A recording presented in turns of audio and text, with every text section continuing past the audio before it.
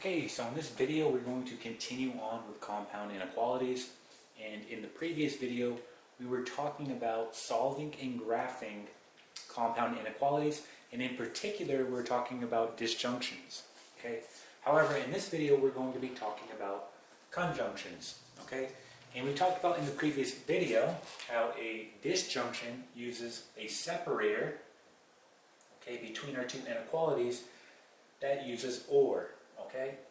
Now, with a conjunction, you're going to use a separator that's going to be and.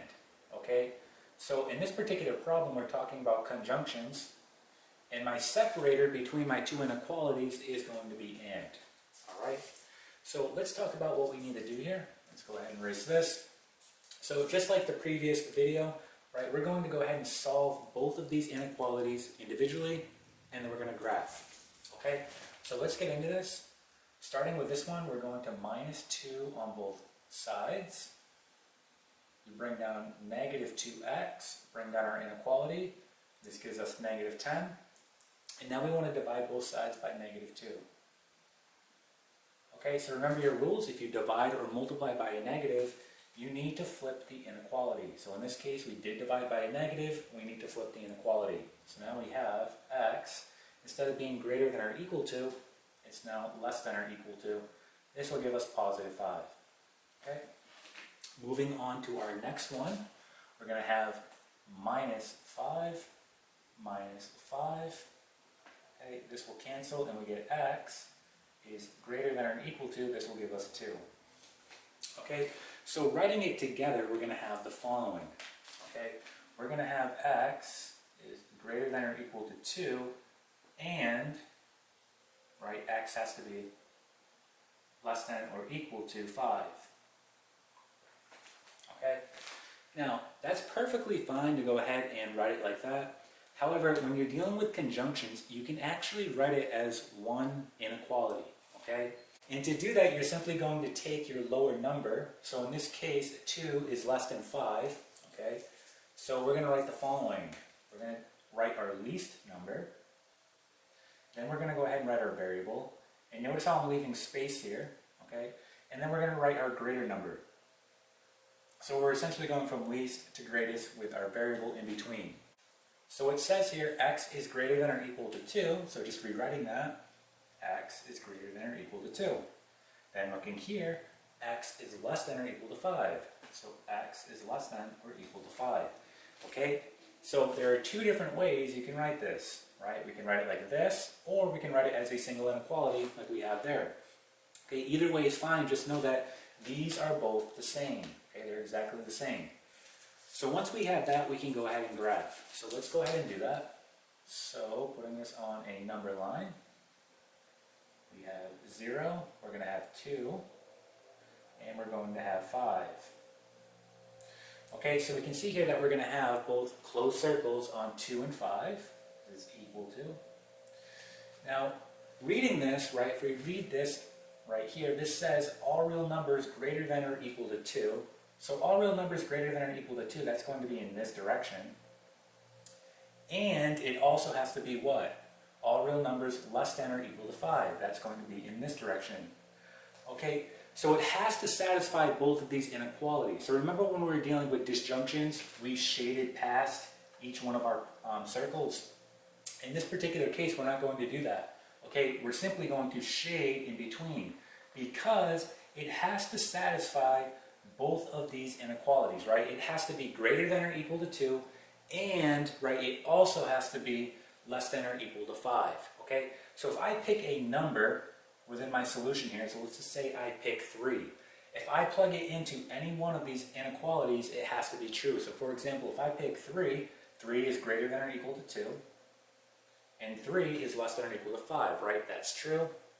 Okay, so we can see here between 2 and 5, those numbers are going to be part of our solution.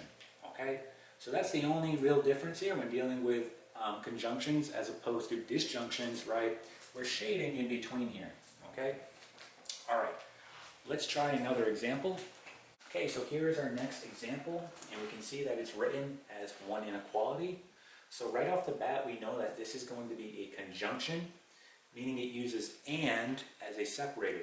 And we know that because when you write it as a single inequality, you can only do that if you're dealing with a conjunction, right? You would never write it like this if you're dealing with a disjunction, okay? So again, you're only going to see it written as a single inequality like this if you're dealing with a conjunction, meaning you have the word and as a separator, okay? So let's talk about how we're going to solve this. Well, our goal is to isolate v, so we want to add 3. Now, this is very similar to when we were solving inequalities, except I'm going to add 3 both here and here. So notice how I'm adding 3 on both sides of my inequalities, okay? And when we do that, we're going to get the following.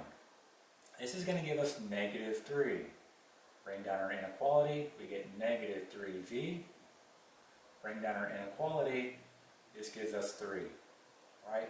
So our last step, we want to divide by negative 3. So again, I'm going to divide by negative 3 both here and here. Okay, so this cancels. And again, I divided by a negative, so my inequalities need to flip. Okay, so here I'm going to get 1, flip the inequality, and I get v, flip the inequality, this will give me negative 1. So when you write it like this, you want to write it going from least to greatest. So notice I'm going from 1 to negative 1. I want the negative 1 first since it's my lower number. So I'm just going to go ahead and rewrite this. I'm going to write negative 1.